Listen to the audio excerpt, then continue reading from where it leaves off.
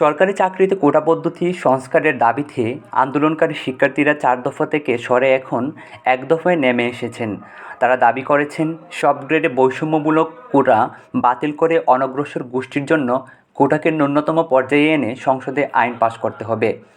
এ দাবিতে কোটাবিরোধী শিক্ষার্থীরা আজ সোমবারও বাংলা ব্লকেট কর্মসূচির ঘোষণা দিয়েছেন। এর আগে গতকাল রোববার বিকেলে বাংলা ব্লকেট কর্মসূচি নিয়ে রাস্তায় নামেন আন্দোলনকারীরা। রাজধানীর Shahbag, science lab, Nilkhet, Bangla motor, intercontinental হোটেলের মোড়ে অবস্থান নেন শিক্ষার্থীরা। আন্দোলনকারীরা রাজধানীর আরও বেশ কিছু গুরুত্বপূর্ণ সড়কেও বিক্ষোভ করেন। বিভিন্ন মোড়ে অবরোধের কারণে যানজটে একরকম স্থবির হয়ে পড়ে পুরো ঢাকা। সপ্তাহের প্রথম কার্যদিবস হওয়ায় নগর ভোগান্তির মাত্রা ছাড়ায় ঘণ্টার পর ঘণ্টা যানবাহনে বসে থাকতে দেখা গেছে অফিস ছুটির পর গড়মুখ নগরবাসীকে। বাধ্য হয়ে অনেকে হেঁটে গন্তব্যে রওনা দেন।